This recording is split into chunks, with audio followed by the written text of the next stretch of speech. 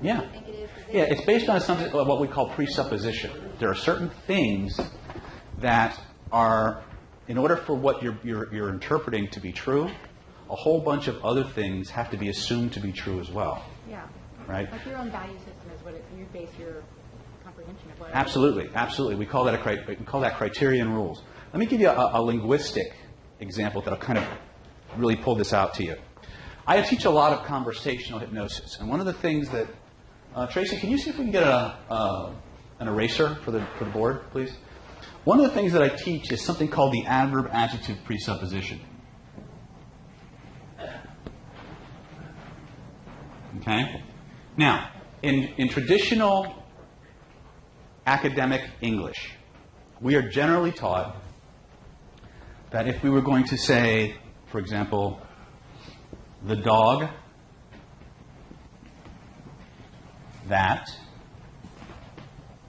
was, ready for this? Blue. Now, fast rewind real quick. When I said the dog, how many people saw a dog in your head? Right? Before I said the color, how many had a blue one?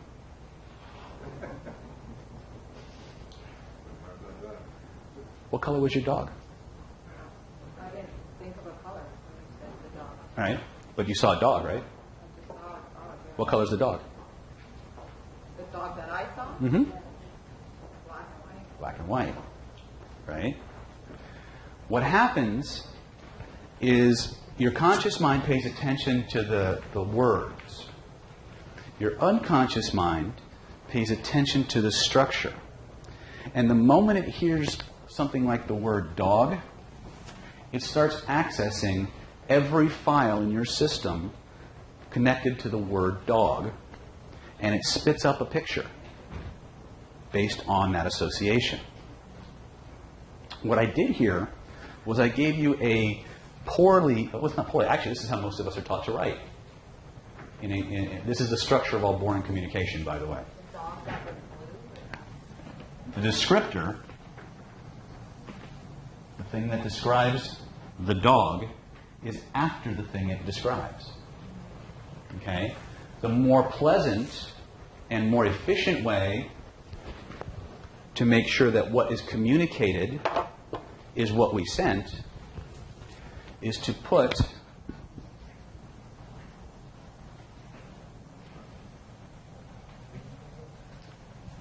the descriptor before the thing it describes. Right? Now, I used this to show you how your unconscious mind takes a little piece of information and it starts to run with it. It starts throwing in its own information regardless of whether it's accurate or not. Now, this process happens millions and millions of times below the threshold of conscious awareness. When you repeatedly get hit with this kind of structure in your language, you start to get tired. Because what literally has to happen is you're flowing along real smooth, going along, but every time you meet something in the language that doesn't match your internal picture, you have to stop, rewind your picture, change the photograph to match, and move on. That's the structure of bad writing. When I say bad writing, I'm not talking about technical writing. I'm talking about boring writing, stuff that's not fun to read. Technical manuals are written like this. Scientific journals are written like this. Okay? But if you look at the most compelling forms of literature that we have, almost without exception, first of all, there's lots of descriptors, right? Lots of them. And they're almost always on either side. Okay? This is probably the easiest way that I can give you an example of what your brain is doing. Okay?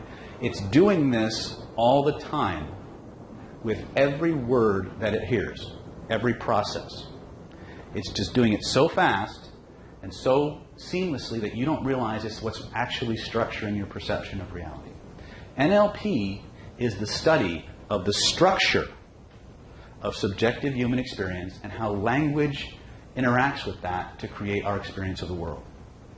Once we understand this, and that in many cases the words coming out of our mouths are literal maps of how our brain, what parts of our brain are being activated at any given moment, we gain tremendous power over the system.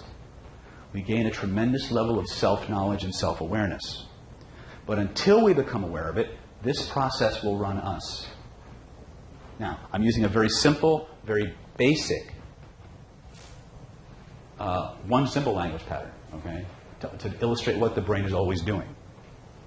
It's doing this in every aspect of your life. It's taking all the information that comes in, it's finding all the associations connected to it, and spitting up the one consciously to your awareness that it thinks is most relevant to the situation you're in. But it's remembering and accessing all of them. It doesn't pick unconsciously. It fires all of them. This is one of the powerful ways that conversational hypnosis and NLP creates powerful changes in people. Because a neuro-linguistic programmer, somebody who understands how the brain actually processes information, can talk to you on one level and be activating you on another. Okay? In the context we're in here, it's a very good thing. In the context of the people running the country, not so good. Okay? You came here because you want to take the randomness out of your life. Would that be true? Okay. Is this stuff useful so far? Okay. So what do we do about it? Did that answer your question? Okay. I just want to make sure, because every now and then people ask me a question. I lapse into what I think is a very comprehensive explanation. They go, that was great, but you didn't answer my question. So I want to make sure. I'm not putting anybody down. I'm not trying to. It's weird for me to be up on the stage. I'm telling you right now. So my perspectives are very shifted. So what I want to do now is I want to introduce you to a little bit to how to start changing, how to start making changes. And I want to do that by starting to ask you a few questions. Okay? How many people here have something that is blocking them? Okay? Excellent. How many people here have something they want to do better? Okay. How many people here, their primary concern is a relationship or something related to relationships? Okay. Again, I want to target, humans learn best in context, so I want to make sure that you're connecting what you want most to the processors. Does that make sense? One of the other things that happens a lot of times is when people come to these workshops, and we do, like, every now and then we do break up and actually practice with each other, they almost always pick the biggest, evilest, nastiest thing in their life and throw a technique they barely know at it and wonder why this shit doesn't work. Right? Your brain is hardwired and defaults to remembering things. Okay? We spend a lot of time thinking we're thinking when in actuality we're remembering. Your brain defaults to what's familiar. So if you have this potentially new opportunity that you've never had before, it's a new experience, maybe it's something that has a huge payoff, right? But it's completely new, it's alien to the system, versus not doing anything and doing what you've been doing and feeling like crap about it, but you've been doing that for 20 years. Guess what your brain will pick? It's just the way the system works. It's hardwired that way. Now, can you transcend it? Yes. But only if you first become aware of it. First rule in David's world. Anything outside of your awareness is outside of your control. My job tonight is to give you that awareness. Because once you have awareness, you now have choice. And regardless of that, sometimes NLP gets a bad rap as being overly manipulative. The true spirit of NLP and the disciplines that I teach is all about giving people choices. Until you understand the unconscious programs running below the surface, you only think you have a choice.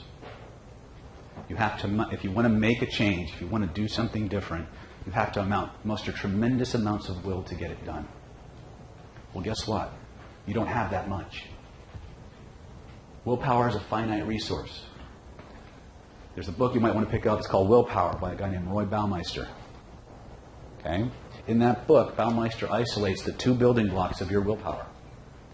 The amount of sleep that you've had, the amount of blood sugar in your system. See, I'm giving you willpower. Right? We burn up units of willpower every time we have to exert emotional control. Because we don't have one brain, we have three. You guys know this? Okay. You have three brains. This is your brain on David. The most prehistoric, the most primal, the most powerful part of you is your reptile brain. The Russian sports psychologists call this your paleocortex. Okay? It is the part of you that works in primal drives. Food, family, fighting, fleeing, fornicating. Okay? It's the part of you that works in terms of primal drives. It's driving the bus. This is why every now and then you'll hear me make an off-color remark. It's not just because I want to be vulgar. It's because every time I stimulate the reptile brain, I get 20 more minutes of attention. And I need your attention. I need you to understand this. Okay? Wrapped around your reptile brain is another layer. It's called your limbic system or your mammalian brain. This is your emotional brain. This is the part of you that generates feelings. Right? There's a subset of lawyers in this country, some of whom I've trained, and they practice a system called reptile. And it's all based on how to speak and present to the reptile brain. And they are winning multi-million dollar lawsuits using it.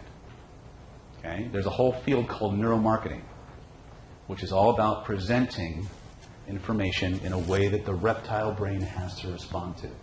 Now, here's the thing you need to understand about the reptile brain. It doesn't care about morality. It doesn't care about the law. It doesn't care about religion. It doesn't care about ethics. All it cares about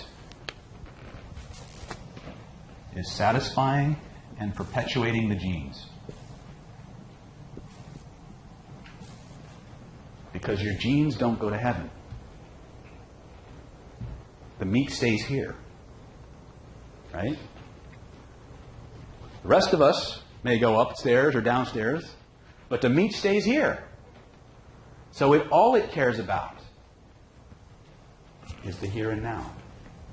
And it works off primal. It generates drives. Write this down, tattoo it on your forehead, because it will be a driver in 90% of the things you're going to encounter in terms of getting past things or getting people to do things. The drive that does not get satisfied gains strength.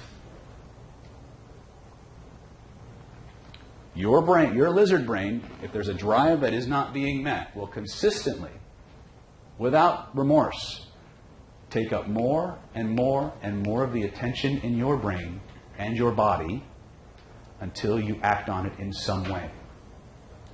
Now, many times, those actions that we're being prompted to do conflict with other things that we were taught at different layers of our experience. They conflict with what we were taught was good and bad as kids. They conflict with what society says is appropriate. They conflict with the rules of friendship or fair play.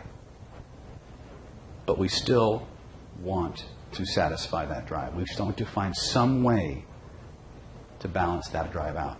So what happens is the reptile brain generates an emotion. That emotion causes you to take action.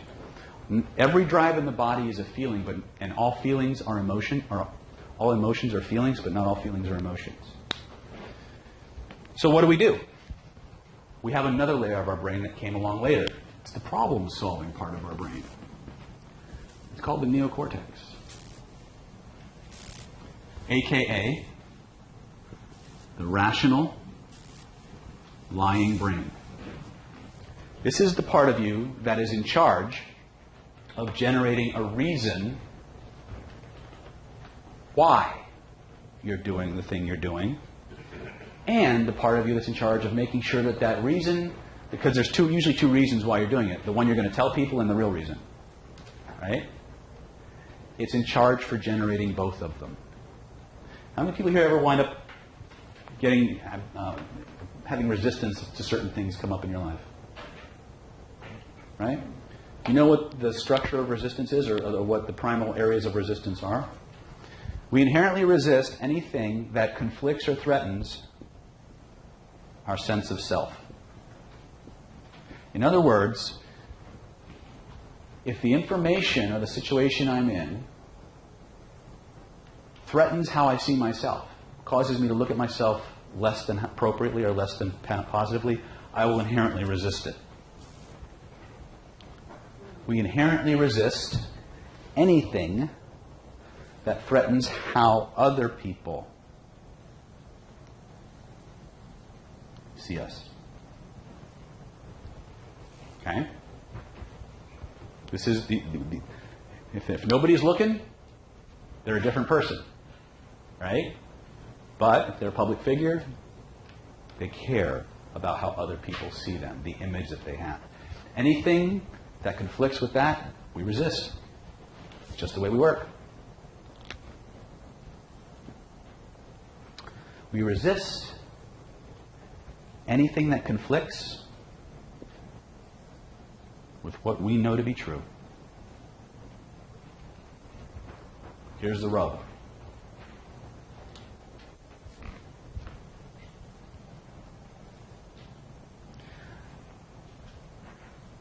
For most of us, what's true is what's familiar.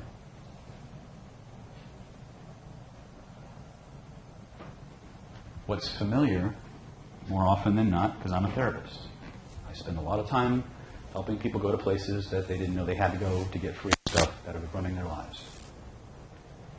More often than not, what's familiar was what was there first.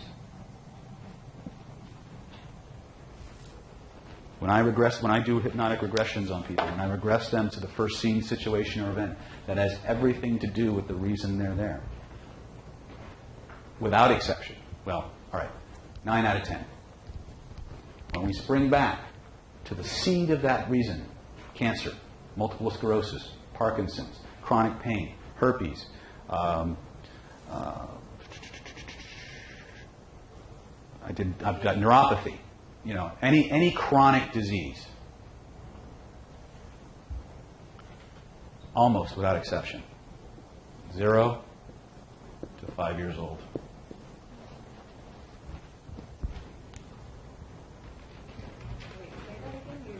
When I regress them back to the very first scene, situation, or event, very first experience that has everything to do with why they're there, they almost all, 9 out of 10, go to the time period between the ages of 0 and 5. Even though, when they walked into my treatment room, they came to me because they wanted to learn how to do a backflip better and they were afraid. Yes? So let's say I had something that related back to when I was 1 year old. Mm-hmm. But I can't remember that. Your unconscious mind can't. Oh, okay. Yeah. When you're in the kind of work I'm describing, which is not the work we're doing here, okay? When you're doing regressive work, you have to remember that the unconscious mind is like a video camera that's always running, but it runs in all 5 senses. Okay?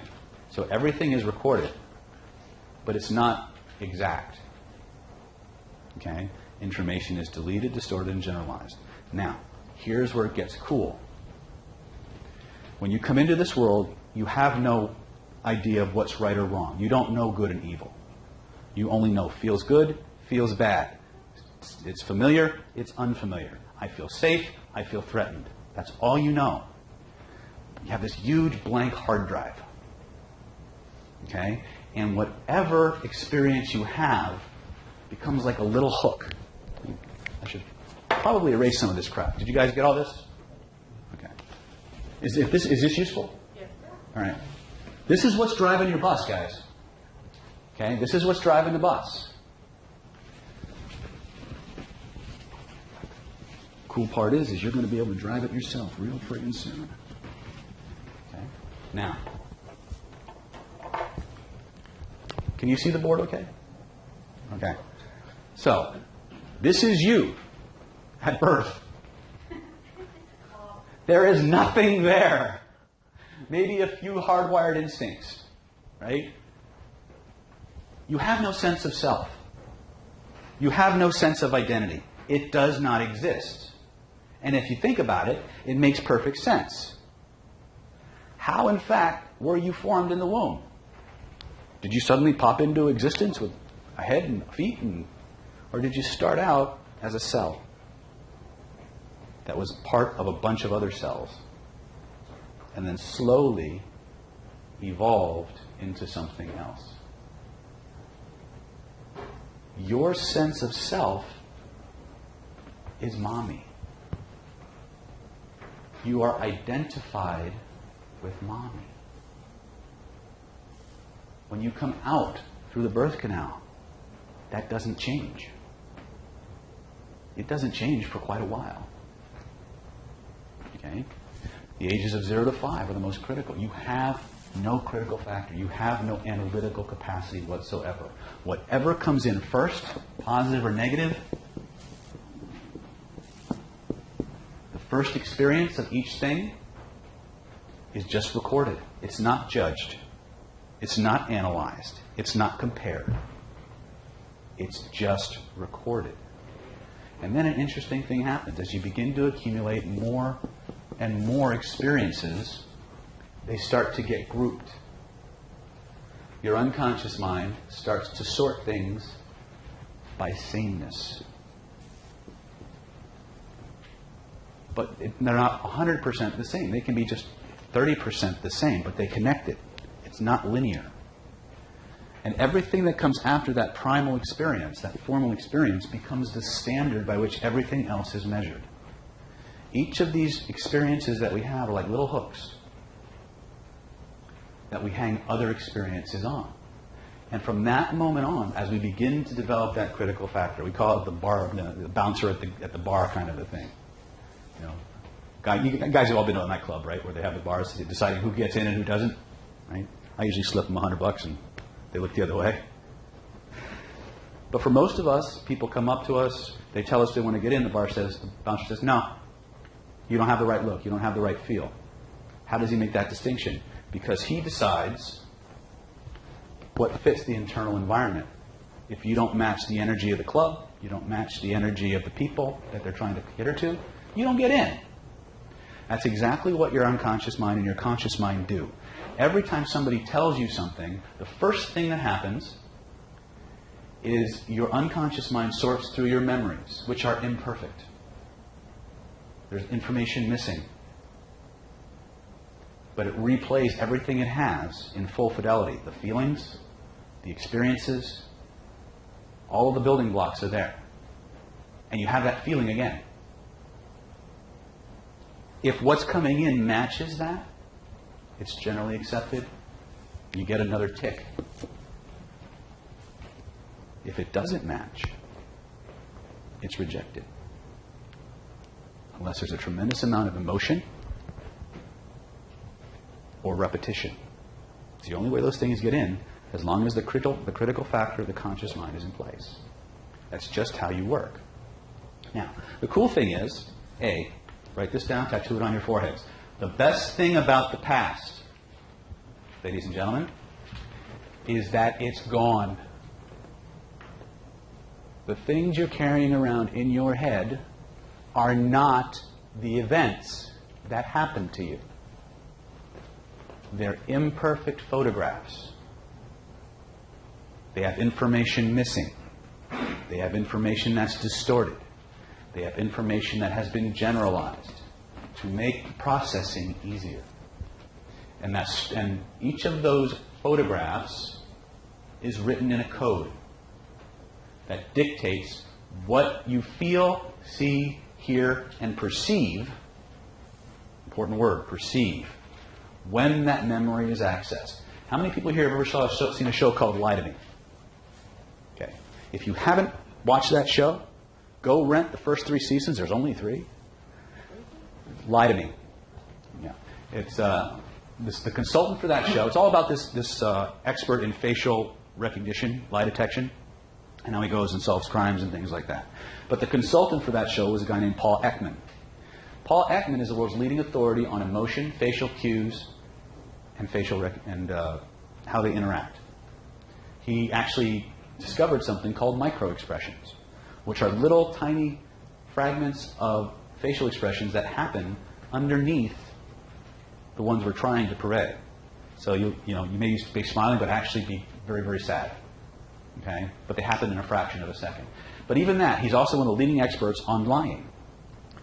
He wrote a book called Emotions Revealed. In that book, he outlines and defines a phenomenon known as the emotional refractory period. The emotional refractory period is the period of time between the onset of an emotion and the time it dissipates. During that time, that emotional state seeks to go on as long as it possibly can. And it starts looking for ways to keep going. It's like a little life form that wants to keep going.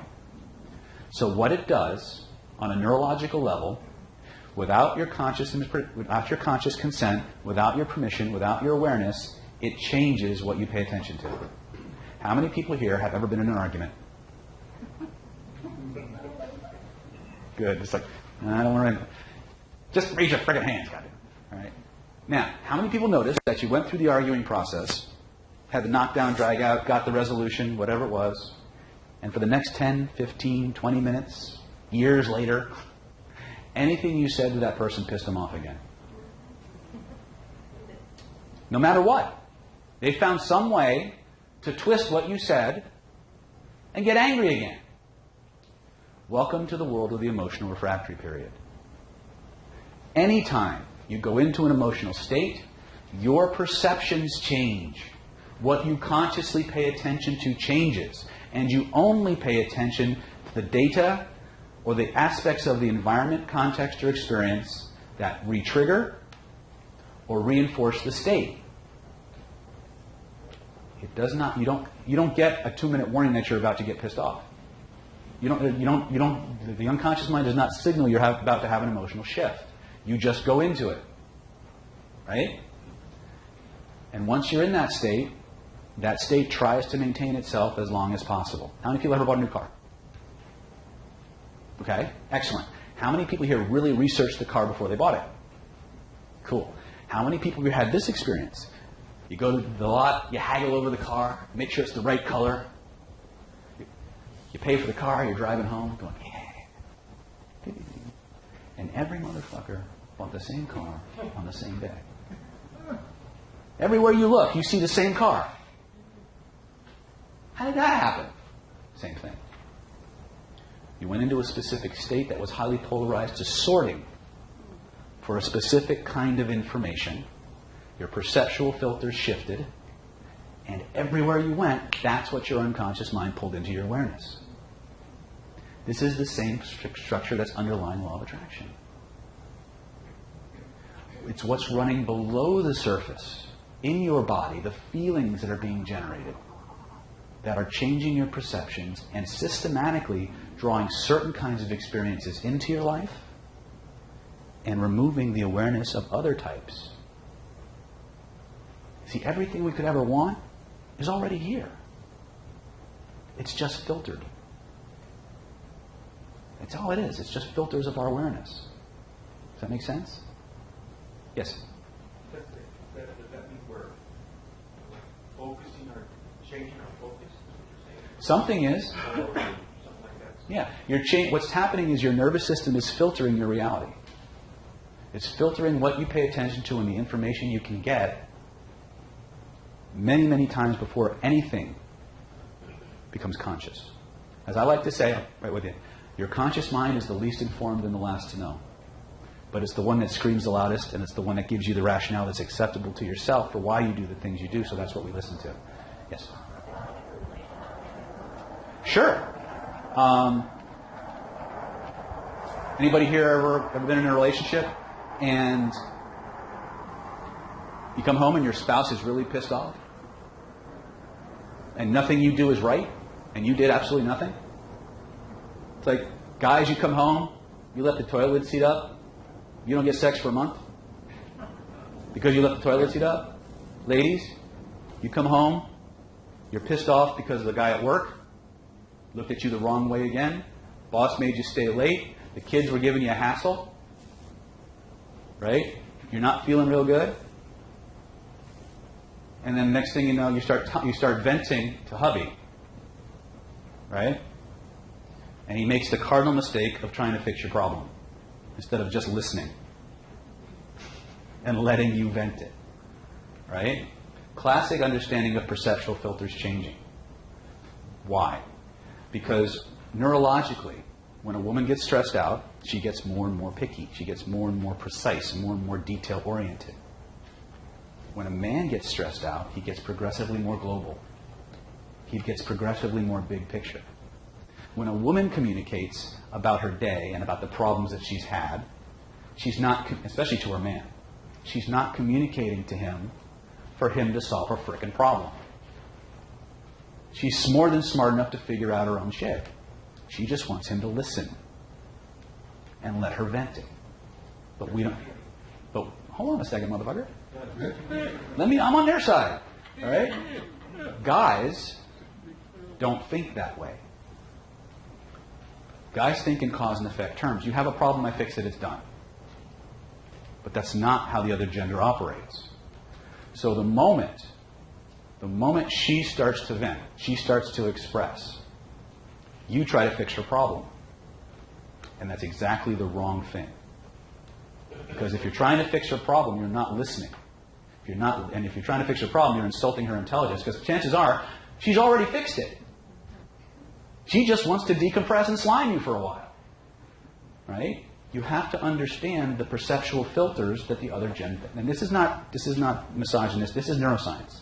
This is what the studies are showing. If you want to look it up, you can look up a guy by the name of John Medina. He wrote a book called Brain Rules.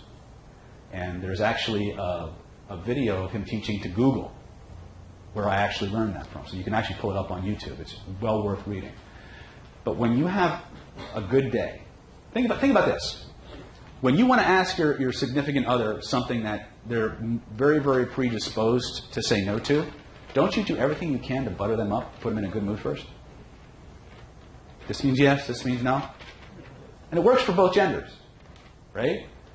Right? We know we forgot the anniversary, so we go through heaven and earth to just buy anything that looks expensive, and like we actually, we try to compensate, right? But it's too late, because the filters are in place. Because when the filters shift, now even your positive intentions are going to get distorted, or you're just trying to make up for screwing up in the first place. Does that make sense? This is what we do. Okay, I went a little bit deeper into the neurology of it because I wanted you to understand that there's all kinds of filters going on here. But if a guy screws up in a relationship, puts you in a bad mood, nothing he does is going to make it up to you. Short of two things. Looking her in the eyes, getting on his knees. No, I'm kidding. You actually want to know what will do it faster than anything else? Honey, I'm sorry I was wrong. And then wait for it.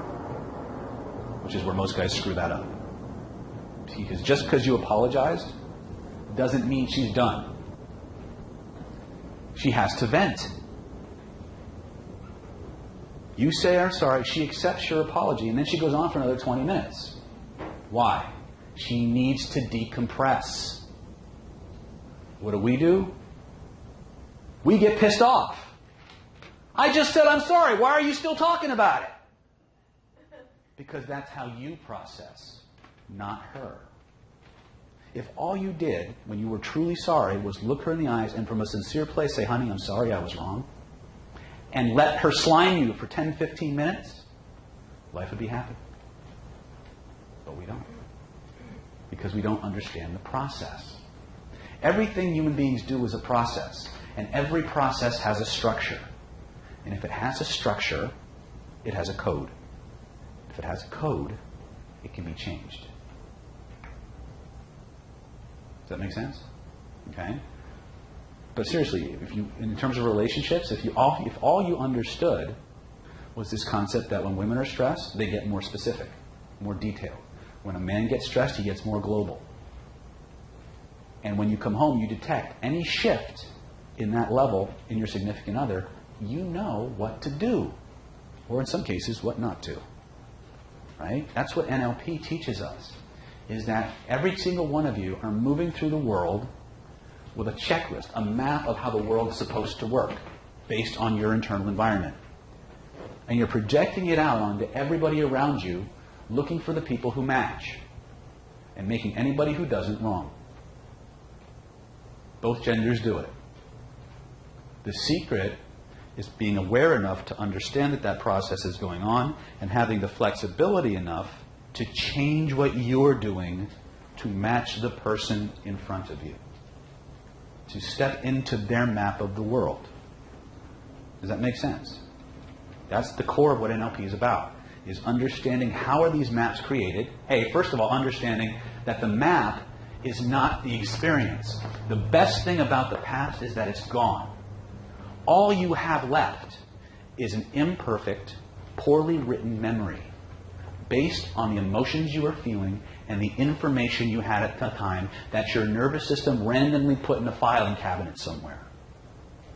How many of you have a business? If you just took any piece of paper that came across your desk and threw it in a random filing cabinet, how long would your business last? But that's how our nervous system runs itself. Now, the good part is there's some default organization in there, so we're not completely hopeless, right? But if all we're carrying around inside of us, not just in our minds, but in our bodies, this is the key part. These things are not in your mind, per se. They're in your body. They're not just in your brain, although your brain's important. I'm often reminded, anybody here know who Emu Phillips is? He was a famous comedian back in the 80s. Kind of a schlep. He kind of talked like this. Had really long hair. And he would say things like, you know, I used to think that the brain was the most fascinating organ in the body. And then I thought, well, look who's telling me that. Right? That's literally what your neocortex is doing. The newest level of your brain. The part that thinks and rationalizes and analyzes. The part that thinks in words. The part that makes up reasons to justify acting on the rest of the system. The part that thinks it knows how to fix your shit. The part that tries to analyze whether something's actually working instead of going along with the process with full absorption and full commitment. That's the part that's keeping you stuck. How many people here have ever been little children? How many people here have ever been little children? Have been little children. In other words, not do you have them, have you ever been one? And if I don't see any hands, if I see hands not going up, I'm going to call on you. And I'm going to find out what test tube or cloning booth you came from. Right? So how many people here have ever been little children? And when you were a little child, did you play pretend? Absolutely. Absolutely. What did you like to play pretend at?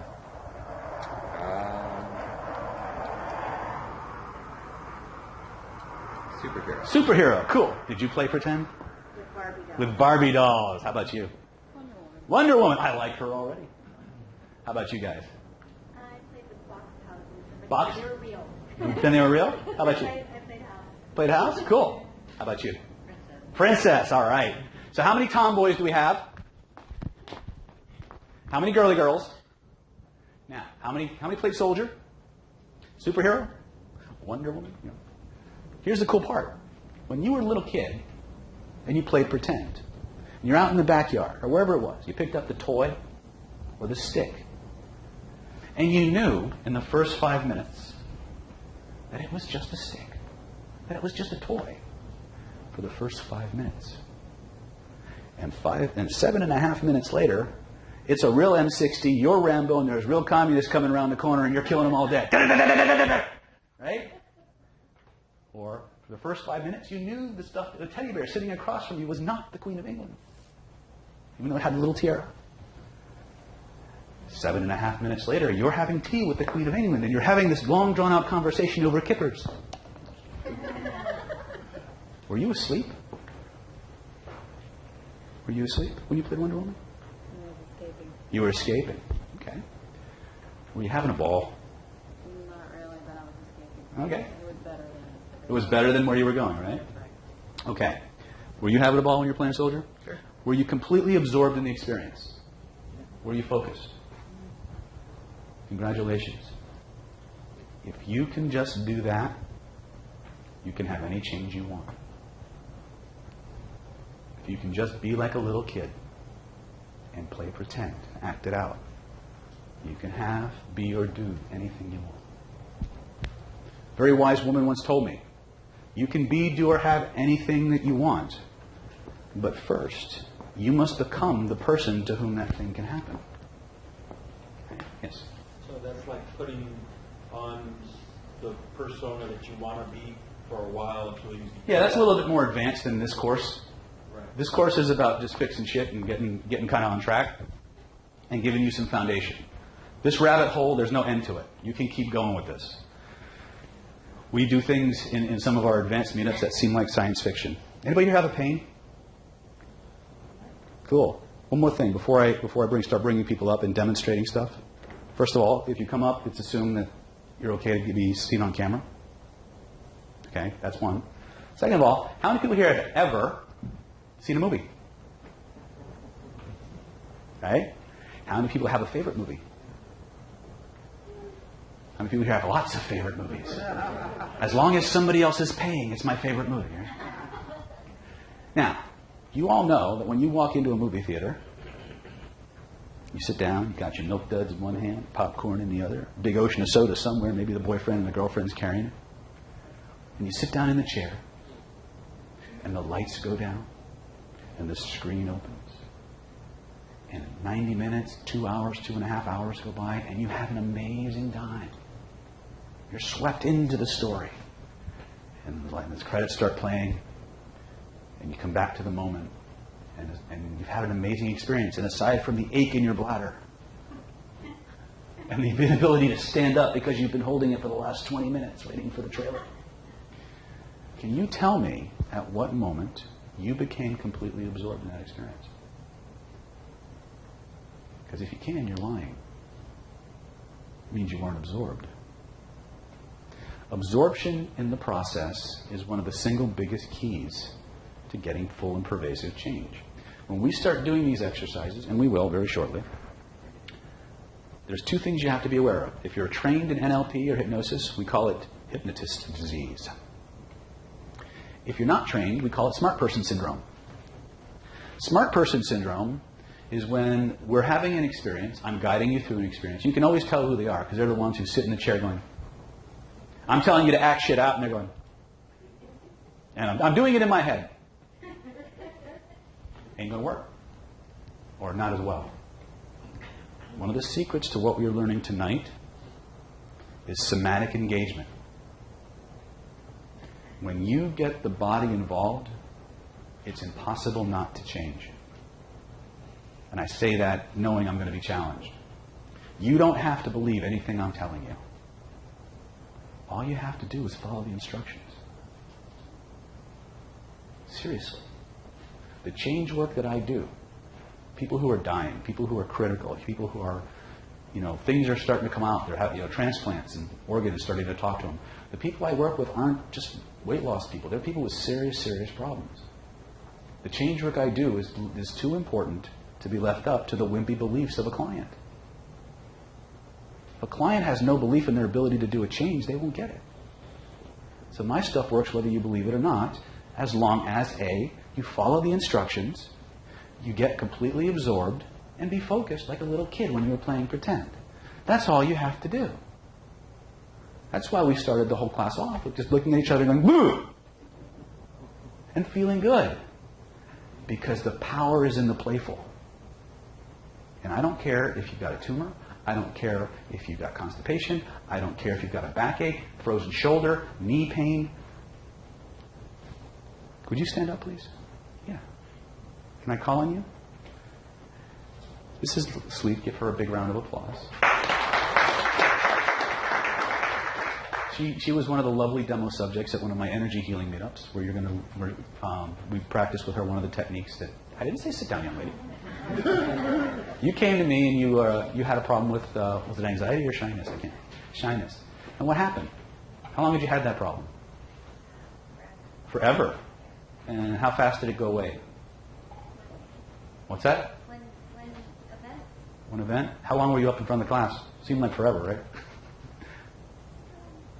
Maybe a few minutes, right?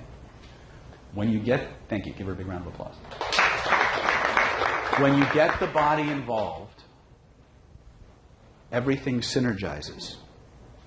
When you separate elements out, if part of what we need is absorption and focus in the experience, and there's a part of us sitting on the outside wondering if it's working, neocortex, by the way, that's the part that's keeping you stuck.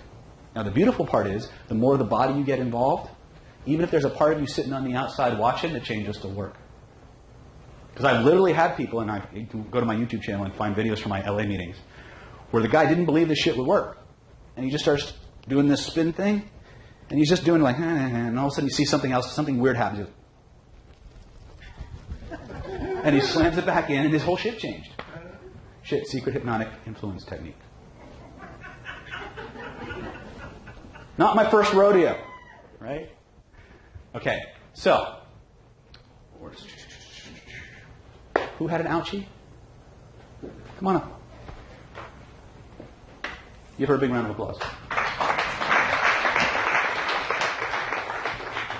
So, what's your name? Kathy. Kathy, I'm David. Thank you for coming up and being so attentive. Where's your ouchie? I have like this piriformis issue. Piriformis issue. Okay. Yeah. Is it okay to fix it? Is it okay to take the pain away? I would love to take the pain away. Okay. Is there some reason that the pain needs to stay there? Remember, just because you can take something away doesn't mean you should. No. Okay. So there's nothing. And you can take the numbness and the tingling away too. You sure? Yeah. All right. So here's what I want you to point to where you feel it. Right now? Yeah. It's like right now. It's right here. Okay. Cool. It's like Close your right eyes. On a scale, now look at it with your inner eyes. On a scale of 0 to 10, rate the sensation. First impression. Say it's a 7. Excellent. I want you to notice that there's a color connected to that feeling. What's the color, first impression? Oh, me. Yellow. Reach in, grab all that yellow energy. Here. Wherever it is, reach all, take it all out, hold it in your hands in front of you. Make sure you got it all, because sometimes that shit hides. See, I told you. Okay. You got it all? Yes. You sure? Double check. Yeah. Excellent. As you look at it, with your inner eyes, did the color change or stay the same? First impression. Changed. Cool. What did it change to? Kind of a deep orangey color. Excellent. As you look at it, notice that color is spinning in a certain direction. What direction is it spinning? First impression. Spinning that direction. Excellent. I want you to grab it with both of your hands. Physically grab it. And I want you to reorient it in space so it's the opposite of what it was. So if it's spinning one direction, turn it so it's spinning the opposite. Physically turn it. Good. Oh, yeah. Now double the spin. Double the speed. Double the force. Double the magnitude. Keep doubling it over and over and over again until it takes on a life of its own. Until it's impossible for it to go back the way it was. Okay. When you know you've got it, slam it back into that spot. Notice the change. Notice. Wow. Right? Scale of 0 to 10. I'd say it's a 1.5. Try it. Spin it fast. Okay. Boom. Okay. Now? Yeah. Gone? Yeah. Big round of applause for the lady. Oh, by the way, try to bring it back. I really don't want to do that. I usually get that. Okay? I usually get one of 3 answers when I do this. First one is, I say, notice what happened, and they say, all right, try to bring it back, and they go, I can't. Or I say, try to bring it back, and they say, it's getting better. Or I say, try to bring it back, and they go, I don't want it back! Well done. See? No, yes? So are you working off the chakra system? No. Because she pulled out an orange energy vortex, No. and she spun it like a chakra. I know. Okay, so it's not working off the chakra system at all. No. No, we go beyond that. Yes?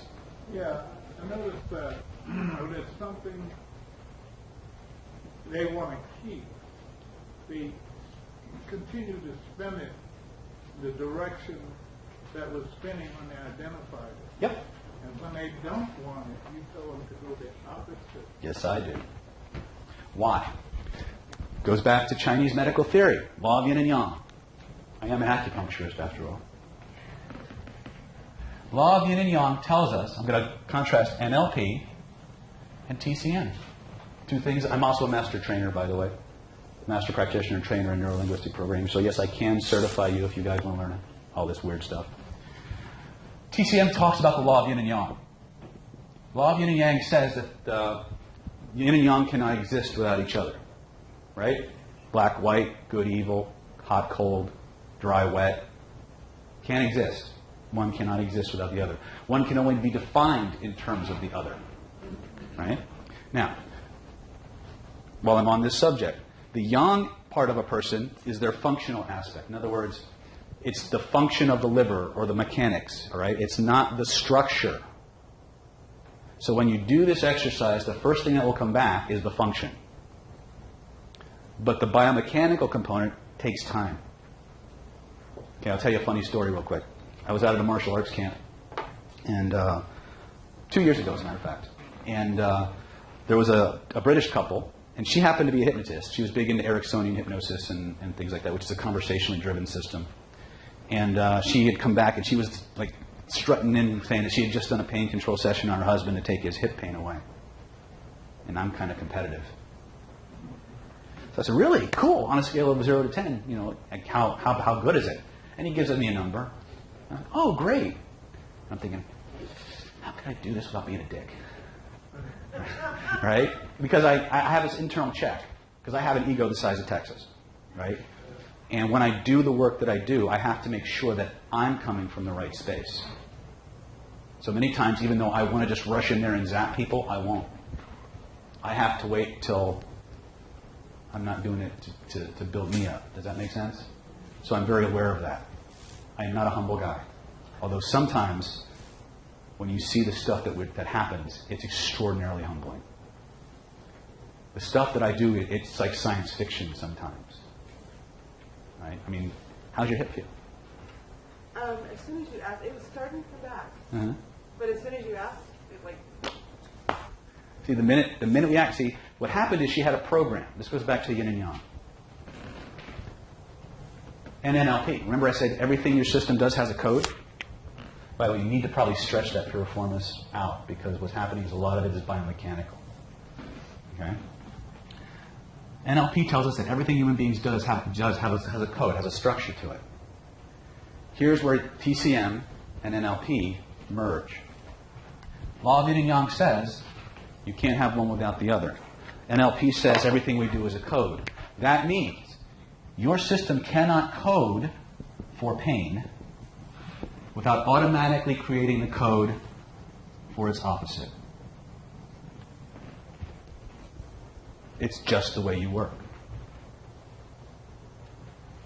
Once I isolate how your system codes one sensation, I automatically know how it codes for its opposite.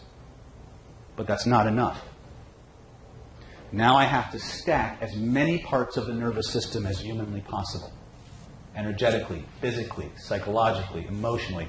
From the paleocortex to the reptilian, to the mammalian brain, to the neocortex. I need to get your internal environment interacting with your external environment. I need to get your physical body interacting with your subjective bodies. I'm going to light your nervous system up like a Christmas tree. And through it all, I'm going to hit you with certain key phrases that activate things in your nervous system that you can't resist. And that's a different class, but that's all going on in that 2-minute intervention. And I'll stay with it until it's gone. She was very, most of the time I do it, I only got to do it once. Every now and then I got to do 3 times. It'll drop every time. Sometimes you get a certain way into the process, and they won't go any further. Or it'll try to come back. When that happens, what it really means is that there's an aspect of the experience that the unconscious mind needs to keep. There's a lesson that's mixed into the feelings and the code of the experience that the unconscious mind cannot get rid of, or won't get rid of. Not that it can't. It can get rid of everything. Because all it does is record and delete and distort information. That's what it does. Okay? And if that happens, we have other interventions for that. But that's the only time that you don't get resolution. I have never, that's a bold statement, especially on video in a room like this. I have never used this process and not gotten a change where the subject followed the instructions. How long have you been doing this? I first got the download in 2005.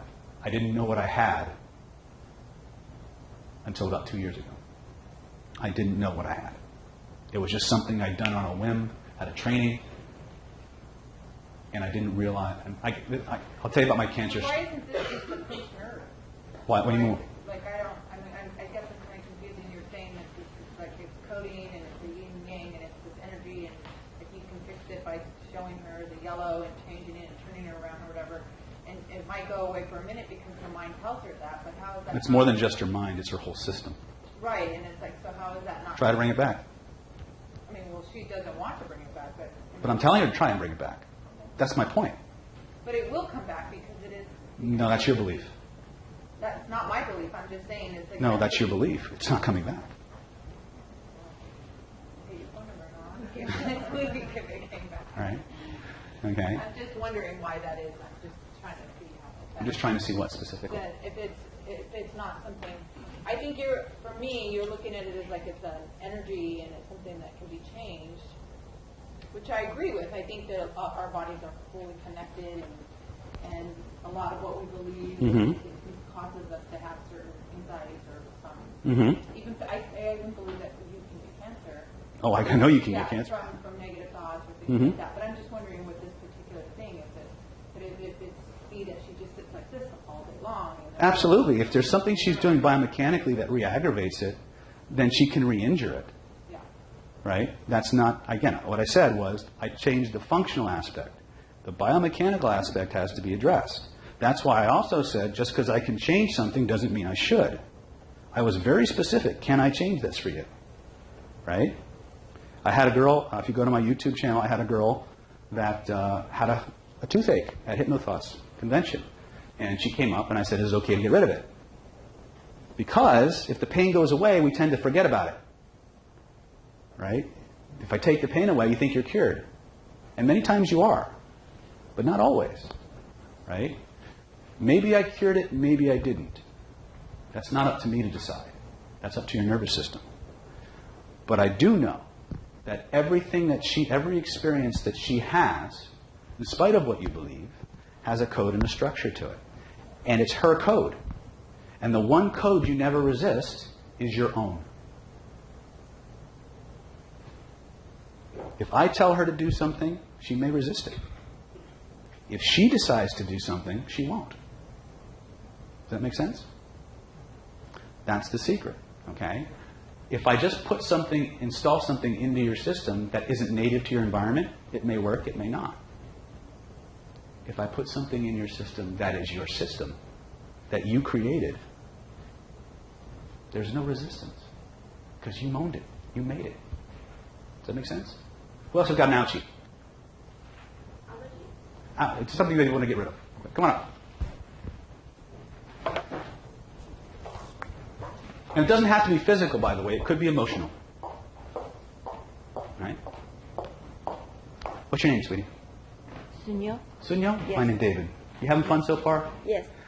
What's going on with you? Allergy. Allergy? I developed allergy. To what? Like hives. Hives? Yes. Ooh, I never worked with an allergy before. This should be interesting. So, is it anything in particular? It started several years ago from stress, I think. From stress? Yes. So is there a time when you start to feel stressed and that you know it's going to trigger that feeling? Yes. Where in your body does that feeling start? Oh my God, they're coming from you. Where in your body does that feeling start? Here. Close your eyes. On a scale of 0 to 10, I want you to rate the intensity of that feeling. What's the number, first impression? Now I'm nervous in front of everybody. So right now, 8. 8, excellent. Look at it with your inner eyes. I want you to notice there's a color connected to that feeling. What's the color, first impression?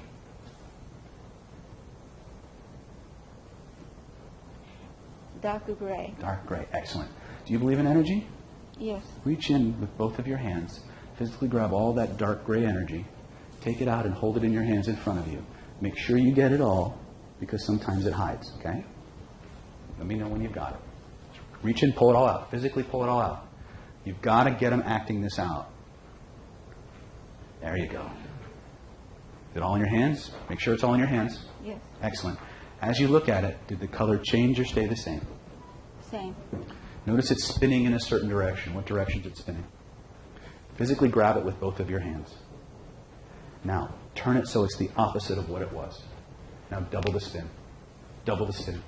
Double the speed. Double the force. Double the amplitude. Double the magnitude. So, keep doubling that energy until it takes on a life of its own. Until it's impossible for it to go back the way it was. And when you know you've got it, slam it back in.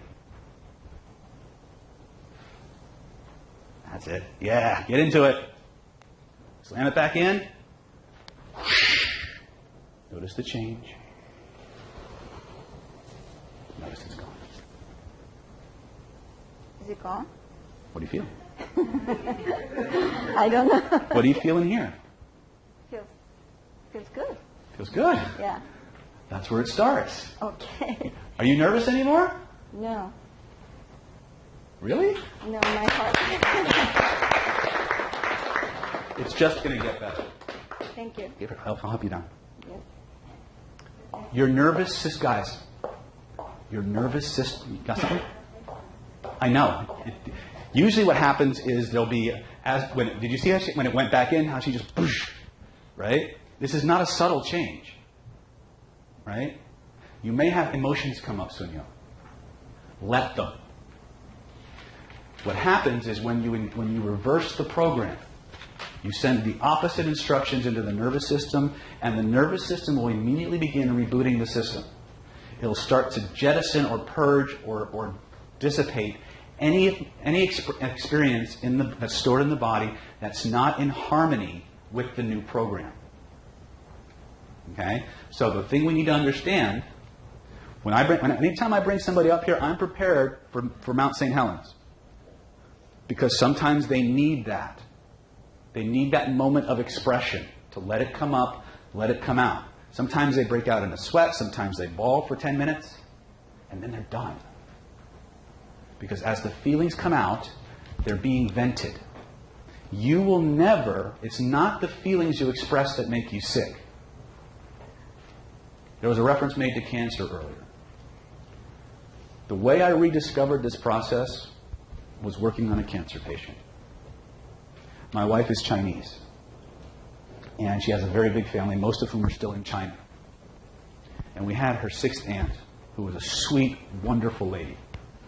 I'd like to say I saved her. I did not. Okay?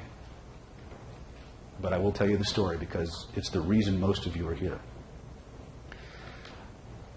I taught my wife how to do energy. And my wife has a PhD in biochemistry. She's a doctor of chiropractic. She learned TCM in China, and she got her master's of acupuncture and oriental medicine in this country. Okay, she was the valedictorian of her acupuncture class and her chiropractic class at the same time. Okay, so when we got on the plane to go visit her aunt, because her aunt had been given roughly 2 weeks to live, I thought she was going to go and I taught my wife how to do Reiki and pranic healing and stuff like that, but she already had a whole slew of skill sets in her toolkit. So I thought, dumb me, that we were going to go there. She was going to do the things that she knew, because I didn't speak Chinese. I barely speak English, right? And we got there, and if you've never seen the inside of a Chinese cancer ward, don't. Okay, if you're energetically sensitive, don't go there.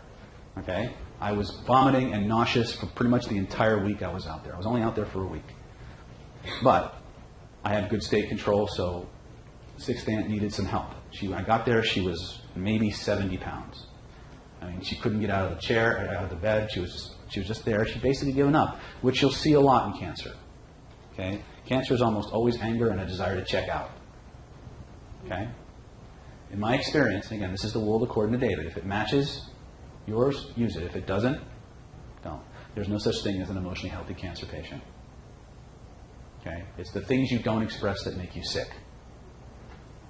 It's the things that society tells you are unacceptable to say or express that make you sick. Okay? I am as outgoing as I am because I want to be healthy. I am as obnoxious as I am because I want to be healthy. And I don't give a shit what society says. Because they're the ones making you sick. They don't know it. Oh, some do. But I digress. We got there. All of a sudden, I realized the minute I walk in and I take one look at my wife, she ain't doing shit. She's just not, I mean, you know, when there's someone you care about who's in that much distress, it's just, there's a part of you that as much as calm, cool, and collected as you are, they just check out. Right? So I'm like, okay, God, you sent me here for a reason. So I'm thinking to myself,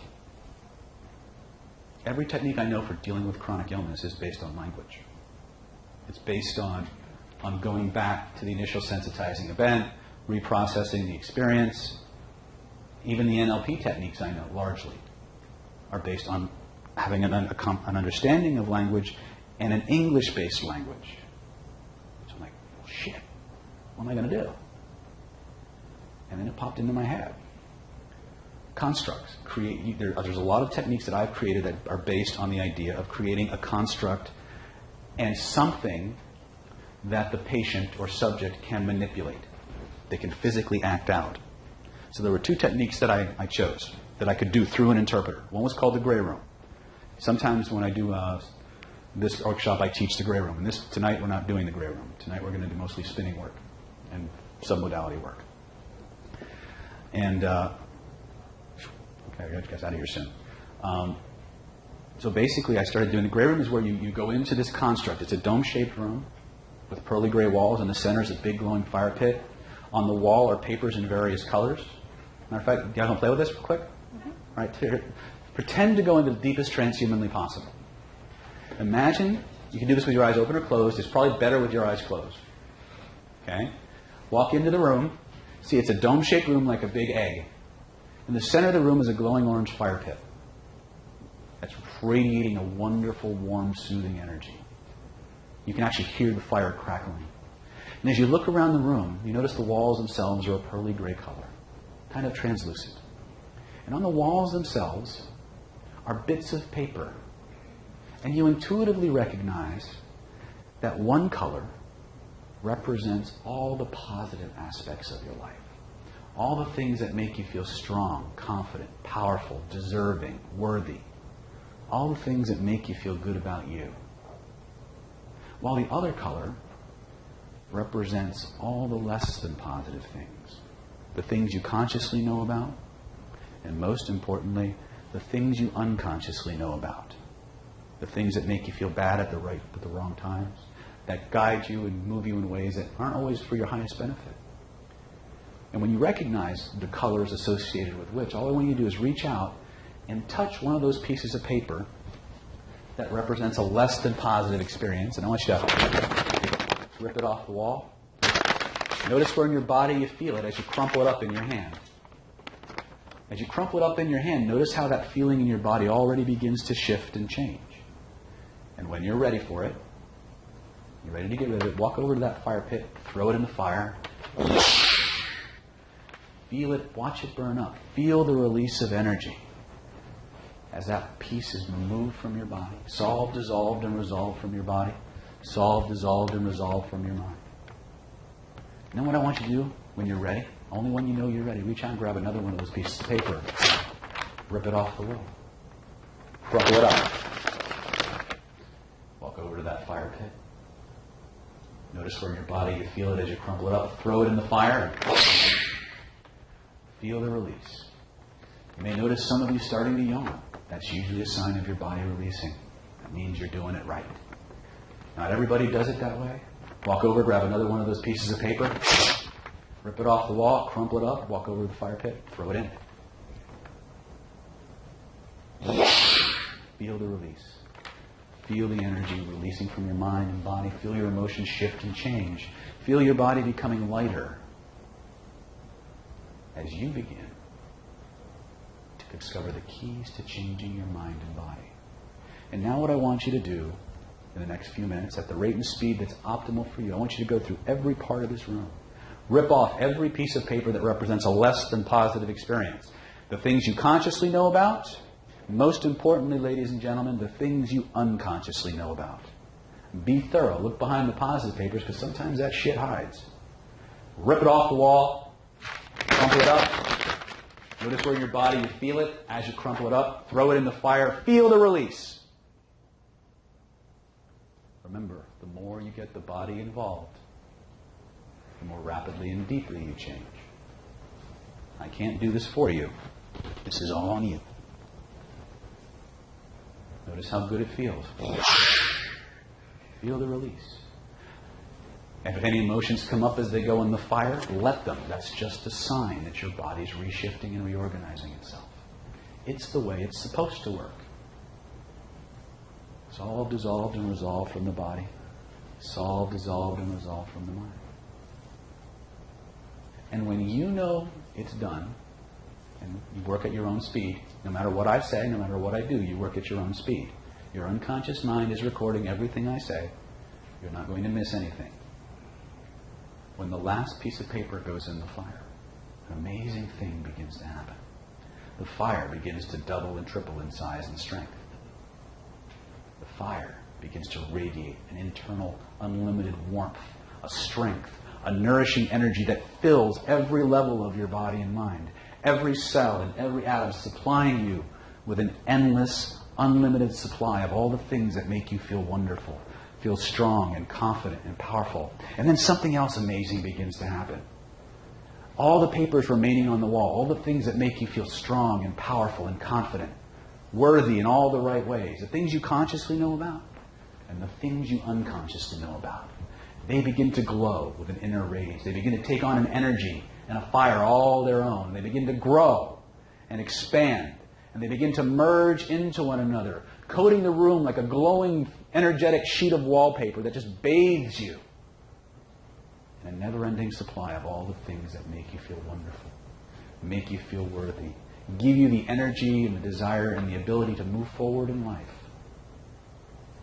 in a way that's right and natural for you, in a way that you know you've got it.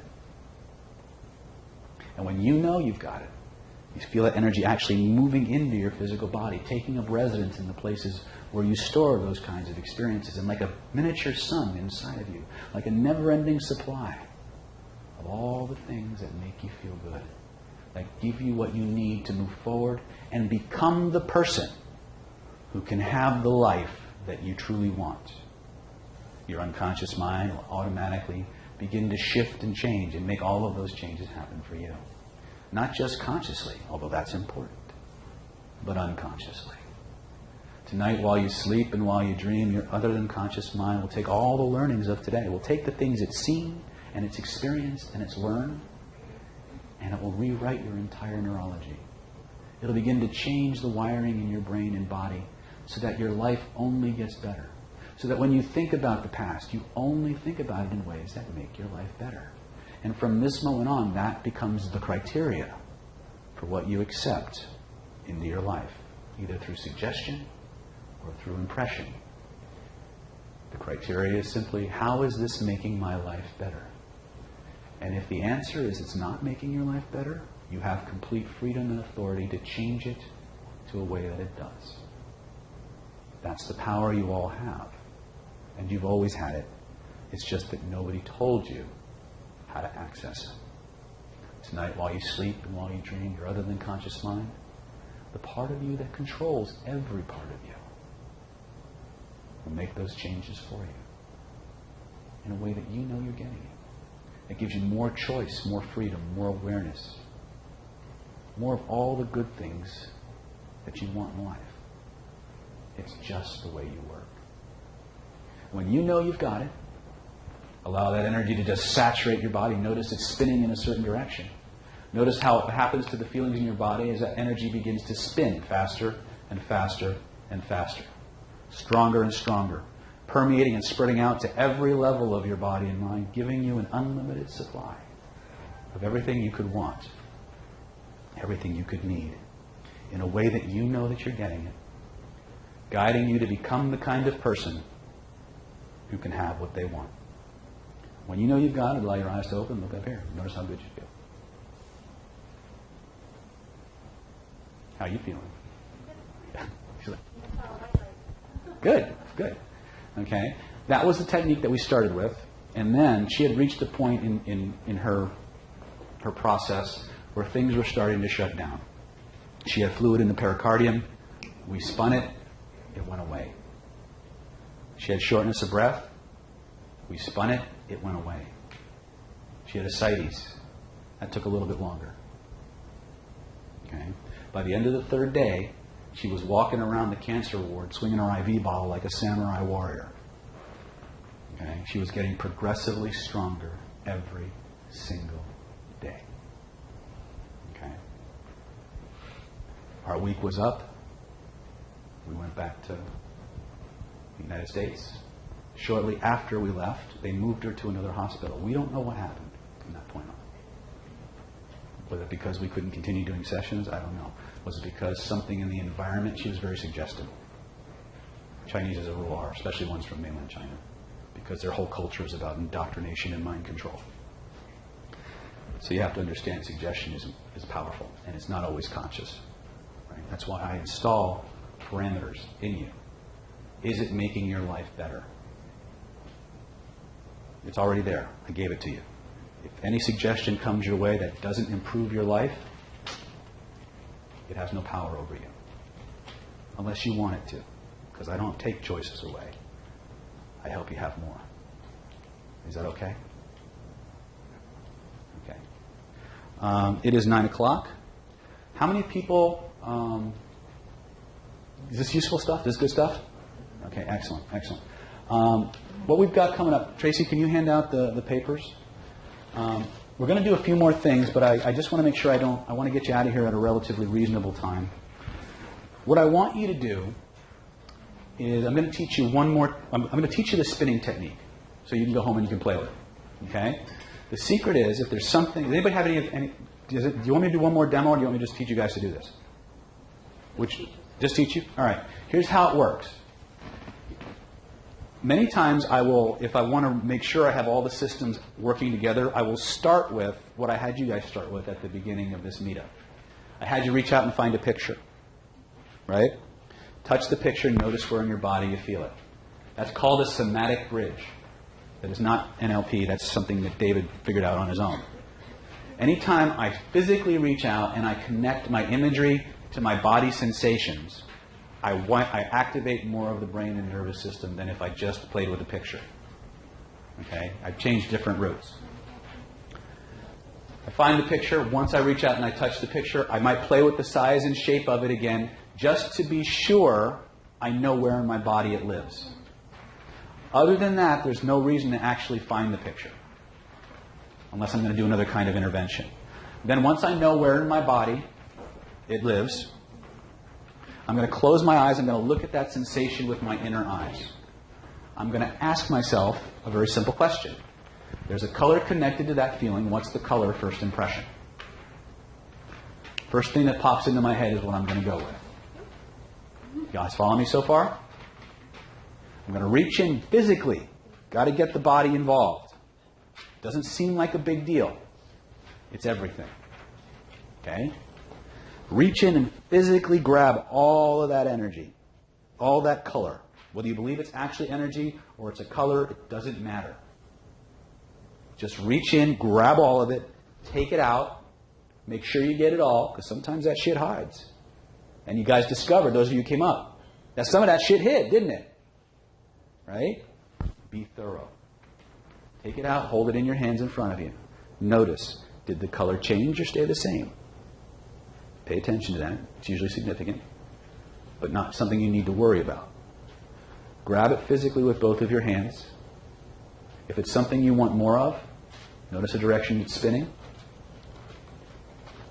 Physically move the energy, that color, in the direction it's already moving. Keep physically doubling the spin, doubling the speed, doubling the amplitude, until it takes on a life of its own. Until it's impossible for it to go back the way it was. And when you know you've got it, slam it back into that spot. Key phrase, notice the change. If it's something you want more of, notice it just keeps getting better. If it's something you want less of, notice it's gone. On a scale of 0 to 10, rate the intensity of the sensation. If it's anything other than a 0, take it out, spin it again, put it back in until it's zeroed out. Wash, rinse, repeat. That's it. Yep. If I'm looking at the energy, let's say I want to radiate more trust and compassion. Okay, I will isolate in my body where that feeling lives. As I look at it, I'll notice there's a color connected to that feeling. I'll notice the color. I'll reach in. I'll grab all of that energy.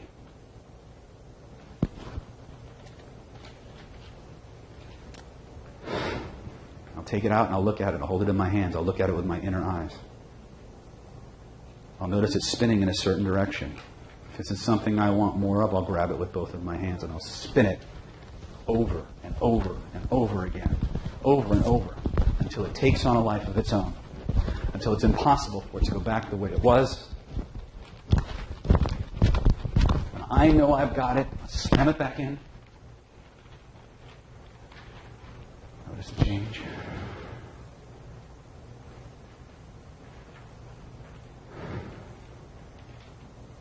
Notice it just keeps getting stronger. Yes? When you just demonstrated that the touch that you have to be conquering, and then the sound you make really was both very significant. How you learned it? Yes. The secret to this, when I'm up here and I'm doing a process with you, I'm doing the process with you. When I connect with, there's energetics going on here. You don't need to understand the energetics of what I'm doing to do it to yourself. If you're going to work with other people, you want to do this, it's important to have a deep neurological connection. HeartMath calls that coherence. It's a synchronization of the nervous system. It's based on the laws of physics, not white light, new age stuff. Okay? In our trainings, we go deep into that. When I'm with you, not only am I guiding you through the process, your eyes are closed, but how many times when they're doing this process am I right there? I've got something in my hands, I'm spinning it right along with you. Right? That connection activates your mirror neurons. It activates your proprioceptive nervous system, which is the part of you that monitors time and space and electromagnetic fields. It's the part of you that monitors the internal environment in terms of pain reception, mechanoreception. If you were to have a sixth sense, it would be your proprioceptive nervous system. Only it wouldn't be your sixth sense. It would be your sixth, seventh, eighth, and ninth sense. Because there are at least 6 different nerve endings that feed information into your proprioceptive system. It's the same part of you that gives you those creepy feelings when a guy's staring at your butt from across the room. Okay? It's that part of you. If I reach into my pocket, and I feel something in my pocket, it's the part of me that knows what's in my pocket without me having to look. When I close my eyes and I hold my hands out in front of me, it's the part of my system that knows where my hands are in space. It's not your aura, although it's the physiological counterpart of it. Everything I'm teaching you is neuroscience. I'll give you the sources, you can look them up. I don't take credit for I take credit for the synthesis, not the source. Okay? Your nervous system cannot code anything without automatically coding for its opposite.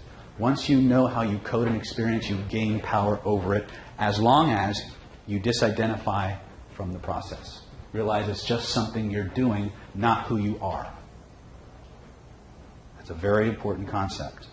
Anytime you become identified with something, usually the statement is prefaced by I am X. If I tell you what I do for a living, I say I'm an accountant, I'm a banker, I'm a neuro-linguistic programmer. I am is an identity statement, which means you will fight to keep that identity just as hard as you would fight to keep somebody from cutting off your arm. Okay? The first thing we need to do is realize that every experience that we have is a process we're running. Every memory you have is a photograph or a recording that you have. It is not you. It is not the thing that happened. It is simply something you're doing. And you can always change what you're doing. Does that make sense? That being said, what's in your hands is a... Actually, let's just do this real quick. How many people got something they want to get rid of real quick? I just want to give tonight. I don't know. Everybody stand up who wants to get rid of something. Now, for the sake of ease and comfort, on a shittiness scale of 0 to 10, let's pick something in the low 3 to 5 range. Okay? If you guys have something heavier you want to get rid of, after we go through the worksheet, I'll be happy to work with you a little bit one-on-one and help you clear some stuff out. That's why I come tonight. That's why I do the things I do. Okay? So, there's something you guys want to change, something you want to get rid of, reach out and touch the picture. Find a picture of it. Trace the edges of it so you know how big it is. First thing I want you to do is I want you to make it worse. So grab the picture, make it bigger. Notice the icky feeling. Notice where in your body you feel it. Okay? Make sure you know exactly where it is. Now bring the picture back to its normal size. Now, imagine that there's a little set of knobs along the bottom of that screen. One controls the brightness of the image. I want you to turn the brightness knob all the way to the right until the image whites out. Turn the image all the way to the left until the image blacks out. Notice which one feels better. Pick whichever one feels better. If it's white, turn it all the way to the right. If it's black, turn it all the way to the black. Okay? Now, just in case there's something from this experience that your unconscious mind needs to preserve, some lesson, I want you to imagine in your dominant hand is a little glowing magic marker. Across that white or black screen, I want you to write everything this experience had to teach you that needs to be kept so you can keep the lessons and let the rest go. The screen will scroll, so write as much or as little as you want. Notice what happens to the feelings in your body as you begin to express. Physically expressing that.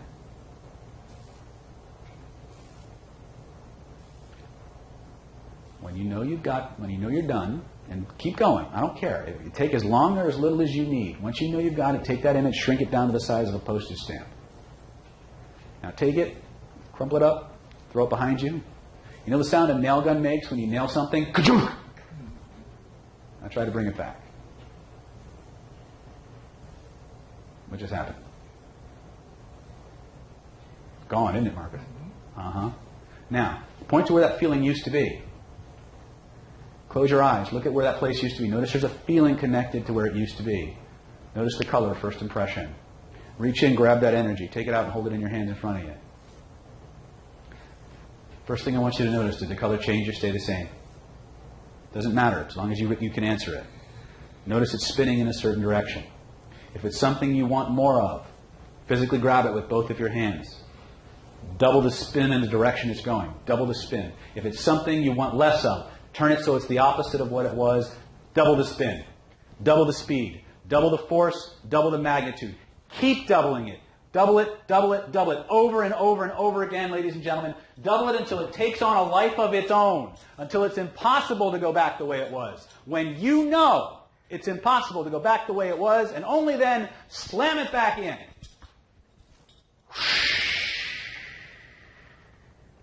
Notice the change in whatever direction you want it. Whatever feelings connected to those experiences are there. If it's something you want to get rid of, let the feelings come up, let them come out.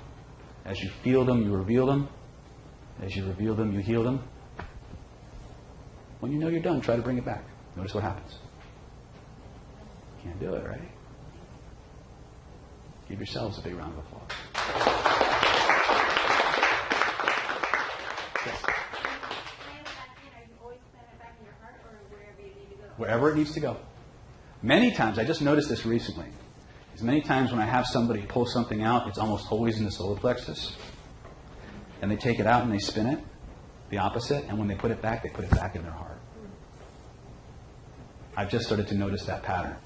But it was something that I told them to put it back where they got it, but they don't. Something about their system knows where that new experience needs to go.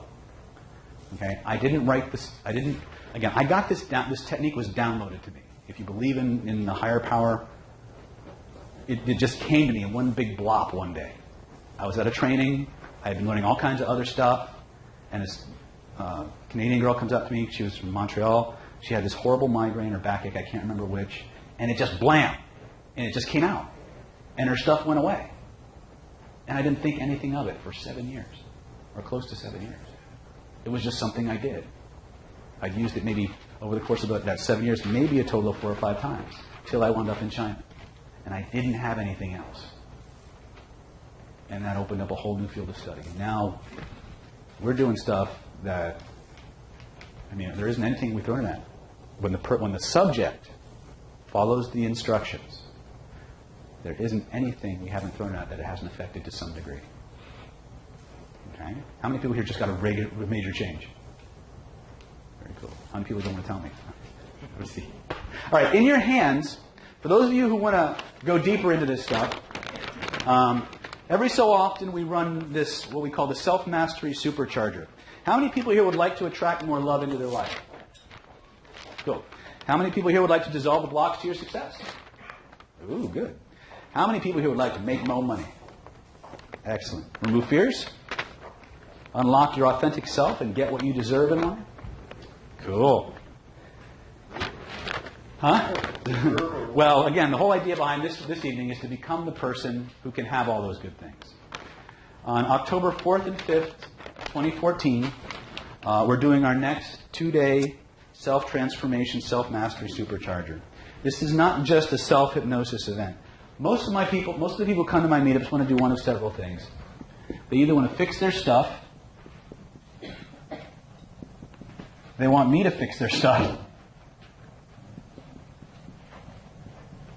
or they want to fix other people's stuff. And I have a special love for the people who want to fix other people's stuff. I call them a special kind of stupid. Because anybody who volunteers to go in and shovel people's crap, to run into the burning building that everybody runs out of, you're a special person. We call those people heroes, by the way.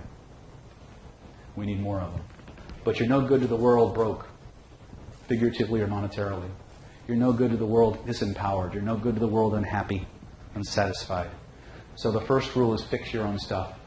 Get the life you want before you worry about giving the life that everybody else wants. Does that make sense? On October 25th, or 21st through the 25th, we're doing our next certification. For those of you who are interested in becoming a certified hypnotist, therapist, that's our certification track. If anybody wants to opt into that, we have a special package that includes this training, but not everybody wants to do that. Some of the people left early, so they're going to miss out, but everybody who came out tonight and put up with my crap gets a free gift from me. Usually to walk into my door is anywhere from $175 to $350 an hour. Everybody who came out tonight, on your chair is a card, or several cards as a matter of fact. The back of the room is my lovely daughter Tracy. Everyone here gets a free 30-minute consultation with me in my office in Solana Beach. If you get to come, if you live far away like Orange County or LA, you can do it by phone. Okay? I don't necessarily promise to fix your problem, but I do promise to listen to figure out if what I do and what I offer is a fit. If it is, I'll tell you, and we'll strategize a way for you to get the help you want. If it isn't, and I'm not a fit for everybody. I piss some people off, okay? Which is very indicative of more. It says actually the people that get triggered by me says more about you than it does about me. Okay? It took me a long time to realize that. When people get upset with you about something, it's telling you more about them than it does about you. If I can help you, I'll tell you. If I can't, I'll tell you that too. And I'll do my best to point you in a direction that you can go. Yes? I have a daughter who lives in Hawaii. Uh-huh. Can she call you? Yes, as long as, important, very important. I would love to help your daughter, but I'm going to tell you exactly what happens 9 times out of 10 when somebody else brings somebody to my office. They don't want to be there. Okay? You can see it walking in the door. Right? They're there because somebody they love wants them to be there, and they're doing it to please you. If we'll do a 30-minute consultation, if I get the impression that she's there because she wants something, that she wants to be there, I'll take her on as a client. If I get the impression that she's there because she wants to make you happy, I won't. In spite of what comes out of her mouth, I won't take her. You take you as a client, like by phone consultation? Yeah. Yeah, I do that now. I've ever since I started now telling my cancer stories, I've gotten people all over the world who are calling me and doing phone sessions and things like that. I still prefer in-person work because I have more control of the environment. I can actually, if you start going into a physiological response, I can help monitor it and change it. Whereas over Skype, the internet goes out, you're halfway through a process, I'm like, ugh. Right? I've had that happen. That's why I had to start doing phone sessions out of my home. Because the internet is so unreliable at our clinic, I won't do it anymore. I will literally pad either side of my phone sessions with like 40 minutes on either side to make sure I have time to get back and forth from the home office to the clinic. We have a beautiful clinic in Solana Beach, by the way. We do meetups there on Wednesday nights on energy healing. And we're going to be doing an NLP skill building meetup there on Wednesdays as well. So for those of you who want to learn more about NLP before you jump all the way in, or if you have certifications but have no opportunity to practice, it's a great place for you to come and kind of get your feet wet and rehearse some skills. So those are things that we're doing. Again, we're all over the place. This workshop is designed for people who want to fix their own stuff. Okay? So you all get the free 30-minute consultation. All you got to do is put your name, address, and phone number on the back of that Action Chiropractic and Wellness card. Hand it to my lovely daughter back there. She will get you on our schedule, and they'll book you. There's no, again, it's free 30-minute consultation. You normally have to pay anywhere from $175. I'm going to raise my rates in January, but $175 to $350 an hour to come in. We'll take a look at what you got going on. We'll make some recommendations, and if it's a fit, we'll see what needs to happen next. If not, you can ask me anything you want. I won't hold anything back, okay? Because I'm all about you guys, okay? Most of the things that I'm standing up here teaching you, I didn't develop them for you. I developed them for me. I had stuff in my life that I needed to fix, that I wanted to do, and nobody could teach me how to do them. And I had to go to all these different sources and put something together that worked. It turns out that a lot of people have the same stuff going on that I had. And if you find value from what you got tonight, if you had a good time, please post good things to the meetup. Tell people about it. If you didn't have a good time, if I pissed you off, please post to somebody else's meetup. Okay. Normally for this particular event, when I teach it as a therapy group, it's $1,950. Okay. But what I'm doing for people is normally what I do for meetups is I cut that in half, and it's $975. But you guys are really special. I love you. So what we're going to do is for anybody who wants to jump into that 2-day training, it's October 4th and 5th. It's $497. That's it. But don't jump into this unless you really want to change. Because the way this works is it's not lecture. It's not like me standing up here. Exactly. The way it works is I demonstrate the technique. I explain the technique. I install the technique in you. You do it to each other until you own it backwards and forwards. And then you learn how to do it to yourself.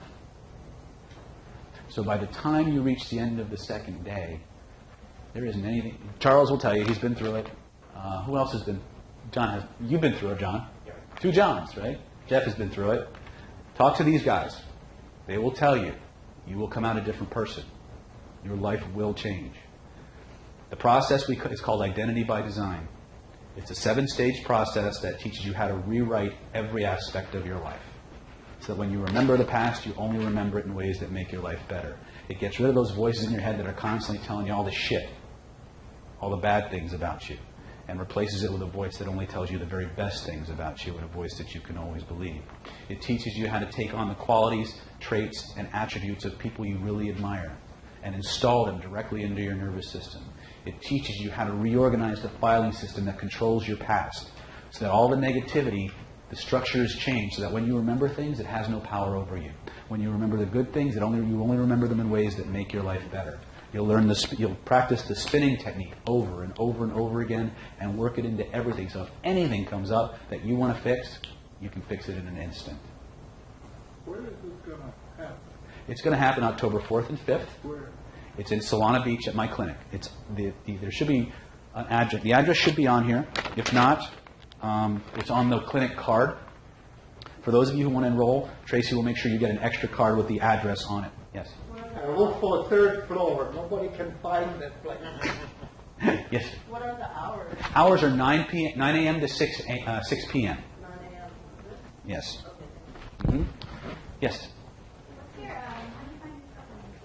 How do you find me? I would type in, there's a couple of videos that are really, really popular. If you type my name in, they'll come up, like Speed Attraction, Secrets of Personal Transformation, Renegade Romance are all very popular, so you could probably find those easy. Or you could type in David L. Snyder on the YouTube search engine, and my stuff should come up. I mean, I'm all over. Yeah. You can also go to nlppower.com. nlppower.com, I started archiving. I load everything up to YouTube first for search engine work, and so people can find us. But then I take the edited portions of the training, and I put them for free for a short time on the NLP Power website. So you can go to the NLP Power blog and watch all the meetups that we've done over the past 6, 7, 8 months. For those of you who are in my private mentoring program, there's a special members only section where you can access all the videos from the personal group trainings we've done for the last 4 years. Everything's archived there.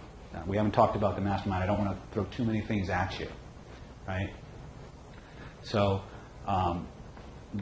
this training, and again, it's depending on size. If I got 6 or more people, I'll probably move it to here, but you all know where that is. But up to 6, it's going to be at my clinic in Solana Beach because we have this beautiful balcony overlooking the ocean. So we do the lecture report, and then everybody goes out on the balcony and zaps each other. It's hysterical to watch. It's a party. It really is. Because I bring all the chocolate and candy, and there's all kinds of cool restaurants. It's in the Cedros, or in the Solana Beach Design District, if you know where Cedros is. It's a really beautiful place, so it's nice. So that's what we've got going on. And if anybody wants to jump in tonight, before you leave, see Tracy, she'll run your information. I'm going to give you 2 more things, okay? I'm going to drop another $200 off. So you get the whole thing for $297. And I'll throw in a complete video copy of the training for you. So you'll have it to take with you. Now, Marcus, because you went ahead and jumped into the October training, I don't want your money. Watch it now. Oh, man. You get this for free. Oh, what? Now, okay. Anybody else who wants to do that? You want the Marcus special? Anybody who actually wants to use these skills to help other people? And again, that's not everybody. That's a very small demographic. Tonight's workshop is about just showing you what's possible. Showing you that you're not stuck, you're not broken. You can change anything. And I'm truly starting to believe that there is nothing we can't change. The longer I do this work, the more people I work with, the more challenges I accept. The only thing the only parameters to the work, this kind of work, is that the person doing it follows the instructions with absorption and focus. And you notice, whenever I bring somebody up here, I don't just say go back to your seat. I say try to bring it back. I test it. I'm always testing. Right? Because that's how you learn. The stuff I come up with, or the stuff I'm sharing with you, it didn't come about because of things that worked. It came about because things went wrong.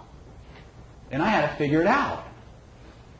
And that's kind of the core of what we do in our hypnotherapy trainings and NLP certifications. We call it hypnosis or NLP in free fall. Get the change no matter what. So it develops within you a very, very determined, flexible skill set that allows you to be free to express who you are and get the changes your way. We're not going to give you scripts. We're going to show you the principles. We're going to teach you the techniques. And just like you would go to a martial arts class and practice the same punch over and over and over again, we're going to drill you on those skills over and over and over again, whether you're coming for self-work, whether you're coming to work to help other people. Everything we do is about wiring these things into you, not just unconsciously like some trainers like to claim, but giving you the ability to do it anytime, anywhere, for any reason. That's what NLP Power is about. That's why I stand up here and I share these things, because people need to do the stuff you've just learned tonight. You need to be doing it for yourself, first and foremost, And then ultimately, when your shit's handled, you'll be much more open to helping other people. Helping the people you love, the people you care about. Thank you.